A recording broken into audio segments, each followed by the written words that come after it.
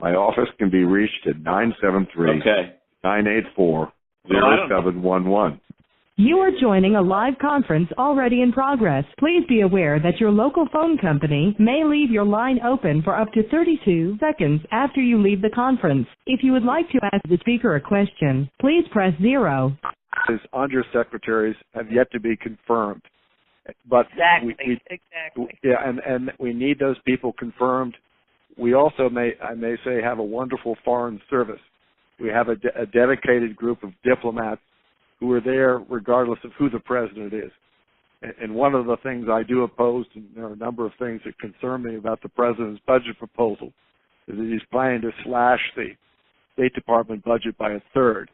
And I think that would do damage. We need to marry what we're doing militarily around the world with diplomacy.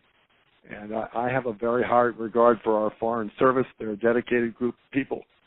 And I do think we have commitments around the world which are humanitarian, which are under the State Department's umbrella, and I think we need to be supportive of those. Otherwise, we're going to be sending some of our own troops in for peacekeeping purposes because there'll be so much famine and hunger and despair that there'll be no other alternative than warfare. So we're staying on top of the president. Well, I hope he gets some help, because when the Secretary of State leaves, who's minding the store? Yeah, well, he's got some good people. I must say we need a lot more of those people confirmed sooner rather than later. But thanks for getting on the line. Interesting and very important aspect of certainly the Senate's work. Lenny in Montville, you've joined my telephone town hall meeting. It's Congressman Rodney Frelinghuysen. Okay, Rodney, thank you for taking my call. I have two issues. I'll let you respond if you'd be kind enough. Number one, I did get in touch with your office. It was a while about these disturbing phone calls that have been coming in and harassing the world every single night. I almost didn't take your phone call because your phone call came in from Kansas, whatever it came. People are getting so many phone calls, and I know some you cannot possibly, stop them because they come from different countries, but the people that are calling us from our country, I think somehow you got to pass a law to do what you got to do to stop these harassing phone calls. They're just getting crazier and crazier. And number two is I am disabled, and I get quite disturbed that if I go to Costco to park my car, I see people walking out of the car half the times that, I can't go over and say, what's the matter, do you have a hearing problem? But there's a lot of people coming at it with these automobiles. They're handicapped. I don't believe it. And somehow we have to get regulation on it through the police departments to have the right to go challenge somebody, to really find out why they have handicap, allowed to use handicap provisions, and, they're phonies. So it's just like anything else. It's just, people take advantage, and it's the world we live in. And I just hope that maybe you could consider to see what you could do to help with these two problems that I have. Yeah, let me comment. Are you have you subscribed to the Do Not Call list for calls coming into your house? I did that at least 3 times over the years. Yeah. It doesn't. It's gotten worse with the cell phones. They even started using your cell phones now to bother you, and nobody's doing anything about it. I called your office about this. I did call your office about this more than a year ago. And, I know you can only do so much, and there's issues that might be more important in life, but this really is disturbing, almost to most of us. Would you be good enough after this call to call my office in Morristown and leave your name at 973-984-0711? I'd like to give you a more definitive answer over the telephone. And may I also say, I'm not expert on how one qualifies for a handicap sticker or a device in there to put on their windshield, or for that matter on their license plate.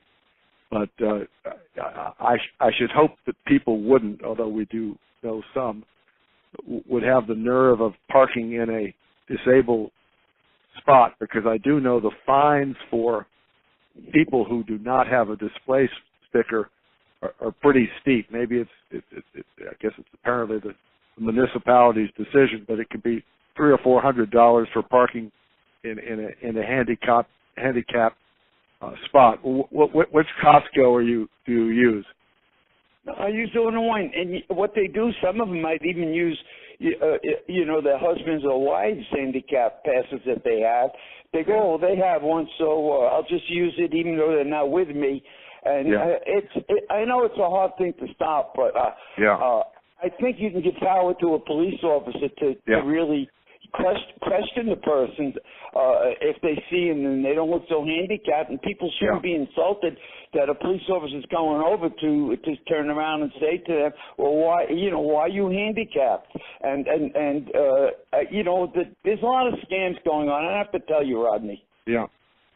Well, if you let me know, just use that telephone number I gave you just a couple of minutes ago. Call my office. And I do think some of the larger stores, whether Walmart or Costco, there are people, and in some cases they may have employed some security guards that you're talking about, obviously challenging people who are sort of using the handicap card for, and maybe it's the spouse, but not necessarily the person with the disability. But it's a legitimate issue. Thank you for bringing it to my attention. Christine in Stanhope, it's Congressman Rodney Frelinghuysen. You've joined my telephone town hall meeting. Yes, hi, Mr. Frelinghuysen. Hi there. First, I have to say, I voted for you in the past. I'm a registered Democrat, but you've gotten a number of votes for me in the past. But I'm really disappointed in your take on the whole health care thing. Just get it off the plate of Congress and push it to the Senate with the expectation that they're going to fix it. And now, as most people know, you may not agree, but most people know, they didn't fix it. And they may, if they possibly can, ram it down our throats anyway, leaving many disabled people without insurance when they get kicked off of Medicaid. And as a senior citizen, I'm concerned also. Both my parents ended up in nursing homes before they passed away. And if you don't have Medicaid to help you out there, you have to go through your entire life savings. Yeah.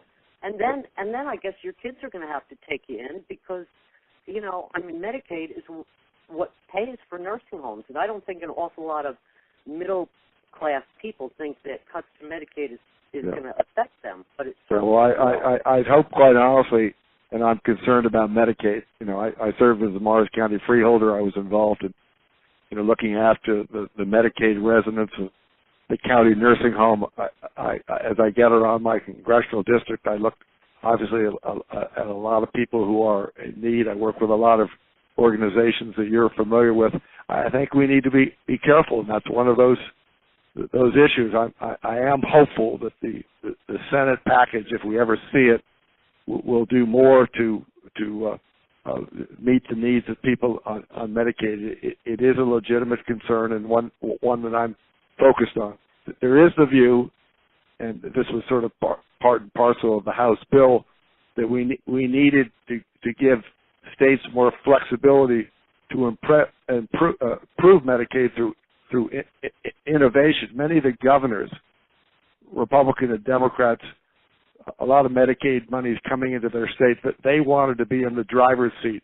So that was part of the motivation to put more of that responsibility in the chief executive's officer's hands. But I'm aware of it. I'm concerned about it, and I hope the package that comes from the Senate improves on what we did. Thank you. Stephen in Nutley, it's Congressman Rodney Frelinghuysen. You've joined my telephone town hall meeting. Thank you, sir, for accepting it. I also happen to be a handicapped person for well over 20 years because of cancer. Was cut in half. To answer his question with the fines, well, first of all, it requires doctor's certification. I'm getting ready to do mine. And now in New Jersey, it's got to be renewed every 3 years. Yeah. But my concern, well, a couple of concerns. One was on the motor vehicle website in New Jersey, as a handicapped person, I should not be charged a convenience fee to do it online. I mean, it doesn't make sense. As a matter of fact, they charge us a convenience fee for processing it online. As a matter of fact, it should be waived for everybody, not just handicapped, to keep the people out of motor vehicle. Doesn't that make sense, sir? Yeah, with so many people online, that's a disincentive. Because people are getting in their cars to go to the motor vehicle locations. That's asinine. Absolutely, and I agree with that totally, sir. If you could do anything about that in New Jersey, I'd appreciate it. Yeah, I will talk to Senators Bucco, Panaccio, Oroho, Senator Tom Kaine, and obviously your state legislators need to know about this, and they will as a result of your phone call. Thank you. One other issue? The other issue was the current health care situation in the U.S., instead of trying to get fancy with all this stuff, why don't we just make Medicare mandatory from the time they start working? They pay for A and B already through taxes. Why not make it mandatory for everyone? And anyone, and if they're not a citizen but a resident alien and they haven't had enough time to pay in, that they allowed to buy in the way we've paid in all along our whole life, and give us a basic package with no pre-existing conditions, obviously. I've watched people over. I also have a degree in nursing, by the way, sir. Excellent. From UMDNJ. Plus another degree in business. But all that aside, if we were just to open up Medicare and force everybody to buy in, we wouldn't have to go through all this rigmarole we're going through now. Yeah. I mean, it makes so much sense to simplify it, have everybody pay in, whether they're 10 earning money or 100 earning money. Whenever they earn money, you put some in. I don't know why they're trying to go through such gyrations to make this and that and all the whatever. Just do it. I mean, I'm in the VA. There's one other thing. I'm also a veteran. And the VA cannot prescribe for PTSD or anxiety or anything that has to do with pain relief for the cancer. I can't get medical marijuana through the VA because of its classification. Now, even here in Jersey, I have to go see a special doctor who's not in my network and not in my coverage and pay for it privately in order to get pain relief from 20 years of cancer. My wife, who's a critical care nurse, said to me after about a couple of months of working with the medical marijuana, I turn it into my own edibles. So I'm not smoking that much. But I can't afford it. I'm paying over $600 an ounce for it. That's twice the price of gold. Yeah, have you been? Which do you use, Alliance or East Orange, or do you use? I'm registered through East Orange, and I've used the other one in Lyons for I've even tried biofeedback to lessen the pain. I was over at Lyons. On Monday I visited the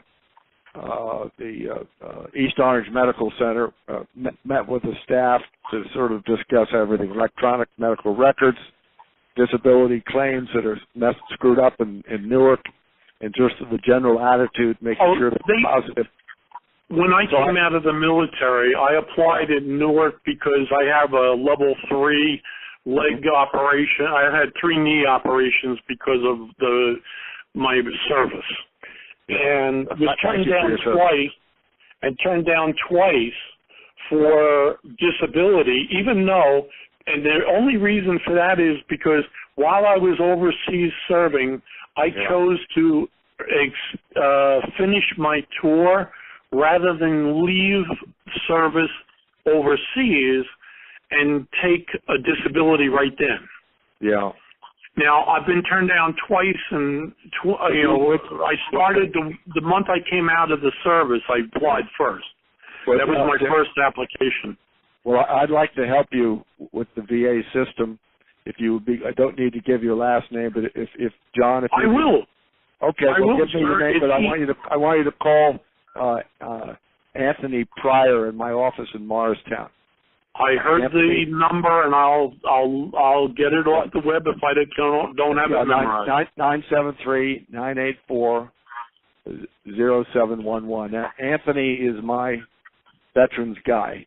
We work very closely with Lions. We follow up with Mr. Schultz. I'm sorry, my wife just got me a piece of paper and pencil.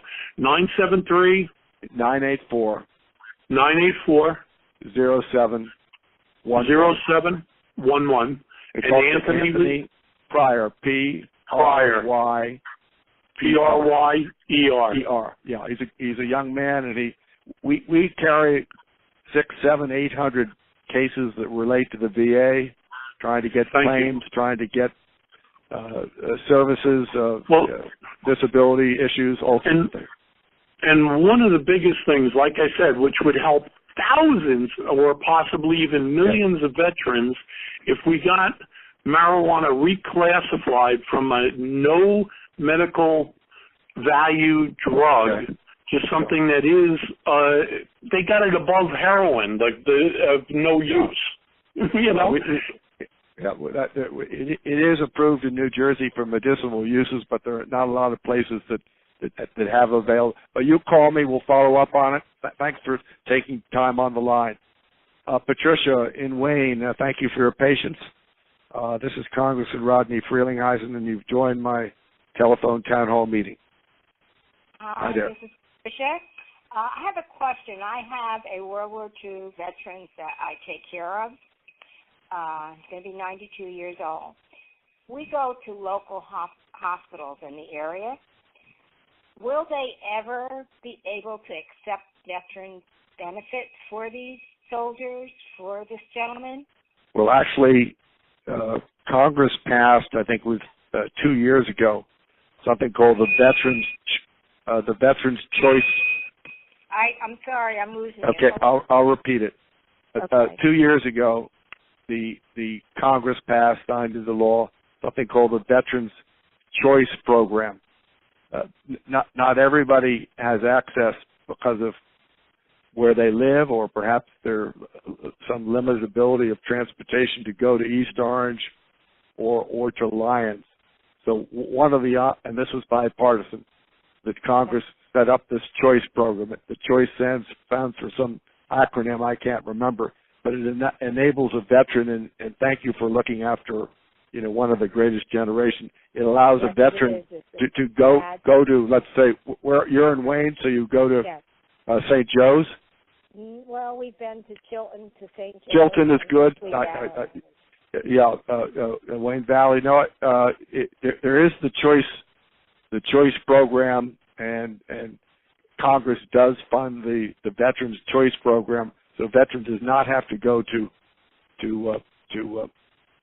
either Bernards Township or to East Orange. So if you were to call Anthony again, the young man who I mentioned in the last conversation I had, in my Morristown office, we'll make sure that you're covered.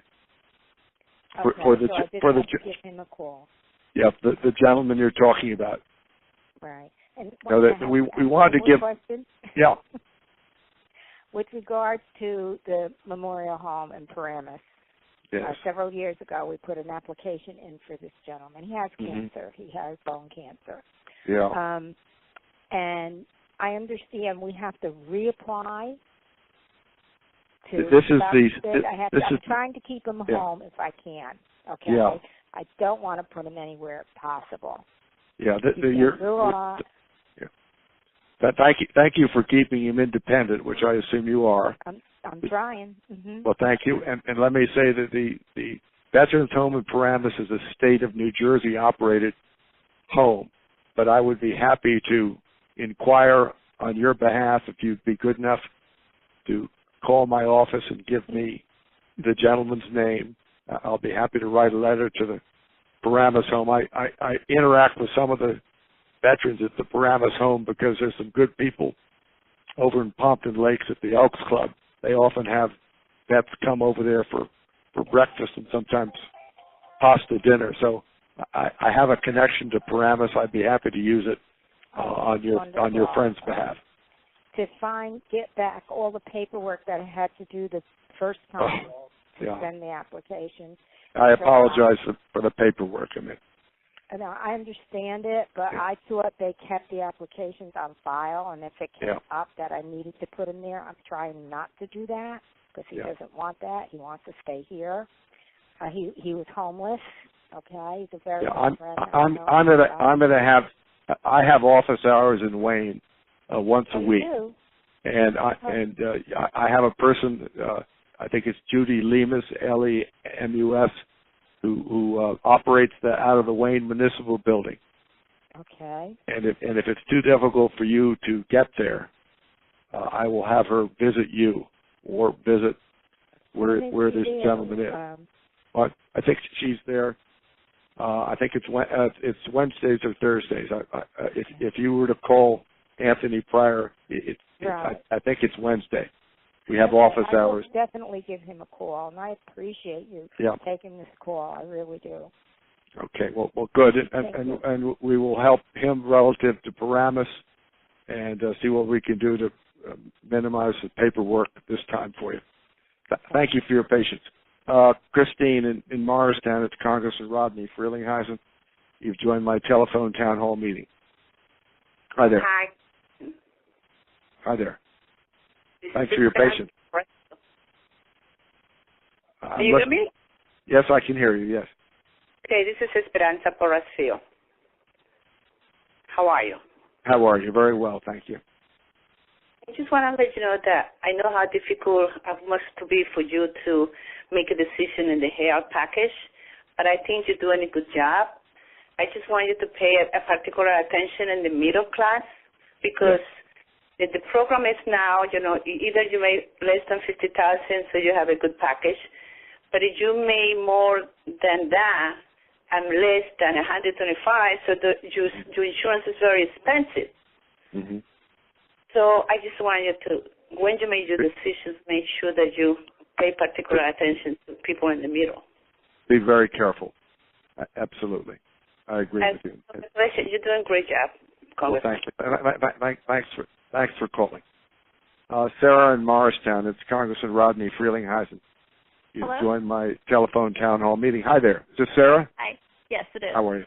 Good. I just have a question in relation to pharmacy coverage and prescription coverage. I know, when you go to Target, you're allowed to get 5% if you use a Target Red Card and so forth. However, in the state of New Jersey, it's not permitted. It's permitted in other states. And I just wanted to know if there's anything that can be done about that. I mean, since we do produce the majority of the drugs and so forth in the state. Yeah. Is there anything that can be done about that? Well, I know that Target and other, the big stores do have reductions. You're saying that they're not allowed in New Jersey? Correct. Yes. Yeah, I've heard that, and as a result of your call, I'm going to try to find out why. It seems to be. Yeah, I don't understand why, since pharmaceutical companies are all here. No, I don't think it's a diabolical plot on the behalf of the pharmaceutical company. They can speak for themselves. But I think that if you hear about friends who go to Walmart or Best Buy or wherever they go to get some sort of a medication or medicines or drugs, what's good for one state should be good for New Jersey. But if you could possibly just call my office, just leave your name and the issue at 973-984-0711, and if you talk to Judy, I'll get a good explanation as to why that is. It doesn't sound right to me. All right. Thank you very much for your help. Okay. Thank you very much. Harold in Wanacue, thanks for your patience. It's Congressman Rodney Frelinghuysen. Yes, thanks for taking my call, Congressman. In regard to, I have a question in regard to the proposing changes with this new tax program that they're been floating in regard to eliminating certain deductions. Now, they're just talking about eliminating property tax deductions, sales taxes, medical deductions, which in excess we are paying. My wife and myself are on fixed income, retired. We're paying in excess of probably $17,000 in those areas between the real estate taxes, the fees, the premiums for Medicare Part B, supplemental insurance, plus the drug things. And I'm just, Congress shouldn't make it worse by not allowing the deductibility of state and local property taxes. Right. So you should know that in a state like New York, New Jersey, Pennsylvania, that's a no-go for us. Okay. I think we need to take a look at tax reform. We do obviously have a very high corporate tax rate, and I think that's something which we need to lower to be competitive. But it's a no-go for those of us in high-tax states like New Jersey that we would do away with these types of deductions. It's just not. I just don't think it's going to happen. People will talk about it, but these are pretty important deductions, especially in a state where we have some of the highest taxes in the entire country. Absolutely. And one other question in regard to listening to the people on their calls and about Medicaid. Yeah. Now, I went through the situation on Medicaid with my dad about 20 years ago. I went through the process. At that time, it was 3 years of look back, and I had to produce records. Now it's 5 years. So I don't understand how, when Obamacare went into effect, how automatically these people got onto this stuff. Not that I want to deny anybody that's in need of this stuff, but I mean, what did these people have to go through that same procedure to do that? Well, I think it's a little bit unclear to me, but I do think that over the last 5 or 6 years, a lot of people sort of like who never paid into Medicare, or for that matter, never paid into Social Security, somehow, were able to get those benefits having never contributed. But I'm talking about the Medicaid situation where I had to go back and produce these records for his financial records and all this other stuff. And when Obamacare went into effect, you had these millions of people that qualified for Medicaid. Now, I mean, I don't feel anybody should be denied if you're really destitute and you need this stuff. But my dad went through $46,000.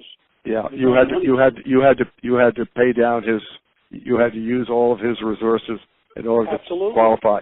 Yeah, I quite honestly don't know when that was liberalized, but it's patently unfair. When I was in the state legislature, I remember certainly the issue, and I certainly remember it now, that some people would get a free pass not having depleted their resources, and it would be automatically eligible for Medicaid. And I think that's something that Congress needs to look at as we have this type of debate. But thanks for getting on the line. Vince in Chatham, it's Congressman Rodney Frelinghuysen. You've joined my telephone town hall meeting. Hello. Hi. Congressman. Is this Vince? Yeah, hi. Yes. Hi, how are you? Good. I was wondering if you're aware of the Department of Labor rule affecting investment advisors and actually investors that was actually pushed through the back door of the Obama administration. The fiduciary rule, you mean? Yes. I'm a CPA in Florham Park and an investment advisor. And basically it's requiring investment professionals to charge an advisory fee on retirement accounts, which is not tax deductible, by the way. I mean, first of all, to be tax deductible, it has to be paid from a taxable account separately. It has to exceed 2% of your adjusted gross income, and then if you're in the alternative minimum tax, it's definitely not deductible. So they forced this rule on people, and I've had some clients come to me, or not clients, prospects. People that buy and hold investments are now being forced to be charged a 1% fee, 75 basis point fee, often double, tripling their cost. This is not the best interest of most investors, and it actually got passed through the back door, through the Department of Labor. It never went through Congress, and I think the only way to actually get this thing reversed is to have something go, as a bill before Congress. Yeah, I'm familiar with the fiduciary rule, which obviously I had probably 2,000 people, write me about either doing away with it or delaying it. In other words, basically putting a lot of people out of business, often people that had long-term reliance, relationships with clients as you do as somebody who's involved with, tax preparation as a certified public accountant. But this relates to a fee that went through the back door. Well, Merrill Lynch, all the big investment advisory firms are required, or are not required, they're charging a fee to work with clients on an investment account, an advisory fee. And again, that's not in the client's best interest in most cases. Unless you're doing a lot of trading, then the fee is less than transaction costs. But for investors that buy and hold, to charge an advice to give someone investment advice is not in their best interest. And ironically, it's being ruled as a fiduciary interest to be in the client's best interest. And it was really, all the talk among Democrats is about being against Wall Street. The only thing this did is take all retirement assets and annuitize it for the big brokerage firms, in the industry, Goldman and Merrill and Morgan, all of them. I mean, it doesn't matter which one. And again, I'm in the business, but as a CPA, I have a hard time charging people a fee that I know is not tax deductible. Would you be willing just to drop me a note in Morristown, summarizing this? And actually, you can call my district manager, Aura, A-U-R-A, and last name is Dunn, D-U-N-N, at 973-984-0711. I was unaware of this fee. I was aware of the general fiduciary rule that sort of put many advisors, long-term advisors, in a bad position with their clients. But I'm unaware of the fee, and I want to thank you for bringing it to my attention. Clients have come to me, or prospects from other brokerage firms and people will know about this because they don't know about it because it hasn't gotten any media attention. But when they go to their advisor, they're going to be, asked to or encouraged to form an advisory relationship with them. It's gotten my attention as a result of your call. And if you need 10,000 signatures, I'm sure once people get the bill, they're going to you'll be lining up at your door. But I want to get your name so I can talk with you. And there's obviously some good people listening that obviously probably didn't know it, but perhaps they did know it. And you've done a public service by advising me of the fee, and I look forward to talking with you. Great. Thank you very much. It looks like we have time for one or two more questions. After that, those remaining on the line will be transferred into voicemail where you can ask questions or leave comment. You can be sure I listen to each message. But these telephone town hall meetings have had such great participation that I get a lot of comments after them. And please know your opinion is valuable to me. Another question from Stephen Wayne. Thanks for your patience. Yeah, thank you very much, Congressman, for these town halls. I've listened to a few of them, and I really have learned a lot from listening to you, and especially the questions from the constituents. They're really fascinating. It's wonderful to see how bright Americans can be. Indeed. But one of the things that really kind of worries me is this whole idea of lack of bipartisanship that's been going on. I've been watching it for the last 50 years. And it used to be where you guys got along. It seems to me that's no longer happening. What can you do, and what can other let me tell you, I get along very well with the 52 members that make up the House Appropriations Committee. We work together. Our budget, believe it or not, this is discretionary spending. About 1/3 of the federal budget is discretionary. The rest is sort of on autopilot, a variety of paying down the federal debt and entitlements. And it's a bipartisan committee. My counterpart is Nita Lowey from New York, so there's a New York, New Jersey. We do all of our 12 bills. The Democrats from time to time may take a position against the bill, and maybe more negative positions because they're unhappy with some of the things the president proposed in his budget. And may I say, not all the Republicans are on the same page as the president either. But we negotiate our bill. But why is what you're doing and your committee the exception rather than the rule. Yeah, I just don't know. I just think we're at a time of heightened anxiety. I think there's a lot of concern, a lot of people unhappy about the results of the election. They want to reverse it. They're unhappy with a lot of the things the president has said.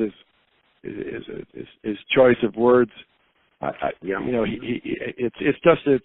never seen in my time in public life so much vitriol and anger. And I believe in free speech, but there's really the absence of civil discourse. But I have to tell you, of the 435 people that I deal with here, I probably know 3/4 of them on a first-name basis. I have the opportunity to travel to the Middle East, to Iraq and Afghanistan, Lebanon, sometimes Turkey, China, and they're a superior group of people. But I do think a lot of things are ginned up by people on the hard right, the hard conservative right, and on the hard left. And so it's become, I think unpleasant in many cases because there is no civil discourse, and it seems, because the media repeats it, it's all about partisanship. But things are getting done down here.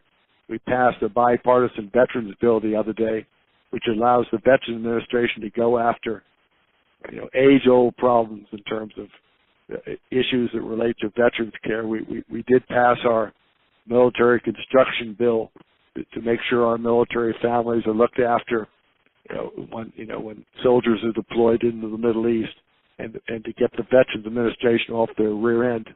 No, that's wonderful, and those are all good things. But I'll give you an example. In my own life, I have had people friends of mine that literally have stopped being friends with people, including myself, because my politics is different than their politics. Yeah.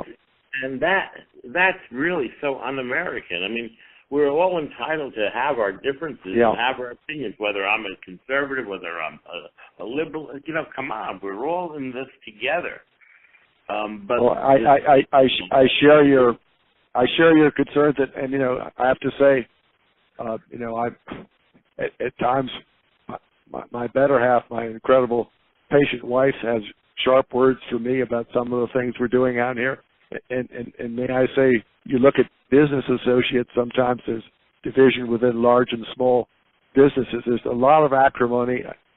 I hope it will go away, but certainly I want to make sure that I set a model for civility and communicate respectfully. Yeah. Yeah, no, I couldn't agree more. That's so important, but yet I really think that it's something which all the House, both the House and the Senate, as well as the President, has to begin to affect people. We're in this. We're Americans. We're all in this together. And after the attack on our whip, Steve Scalise, within the last 20 days, there was a modicum of togetherness, and I hope we can keep that together, because I think the American people are sick and tired of the attacks and the partisanship which has sort of characterized the last 6, 7, 8 months, and it has to get better, and I just want to assure you that I'm going to try to make it better. I appreciate that very much. Thank you. Thank you. One last question. Thanks for your patience, David in Morris Plains. It's Congressman Rodney Frelinghuysen. Thank you, Mr. Frelinghuysen. My question is more of a comment. Taking care of both my mother, my wife's mother. My mother doesn't have any money. I keep her in the home. Mm-hmm. What I'm trying to say is self-reliance, responsibility. Yeah. My health care cost has increased, but it's also part of what I earn. Yeah. So what I'm trying to say is I've had relationships with caring for others. I've seen their doctors tired from the paperwork, the red tape, the structure that's being put in place. So earlier I heard the people that are benefiting are the rich and the insurance companies.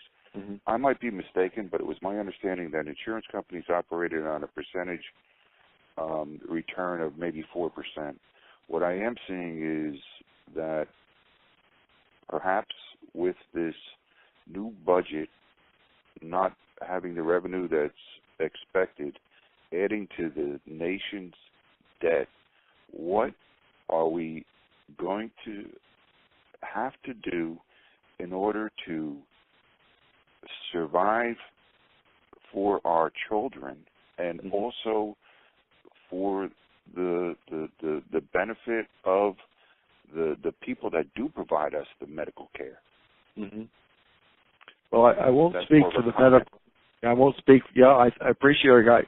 I went to a meeting, a bipartisan meeting this morning with the fellow I mentioned earlier, Dr. David Shulkin, who ran Morristown Medical Center. Well, he ran the hospital, but the good thing about it, he's a medical doctor, and he was saying the transition of to sort of the electronic age means that today many of the medical people that he employs, and I assume it's true with many physicians, that they spend 1 hour with the patient and 2 hours filling out forms and doing all sorts of paperwork in order to justify, their medical decisions, as well as, justify the cost of various interventions.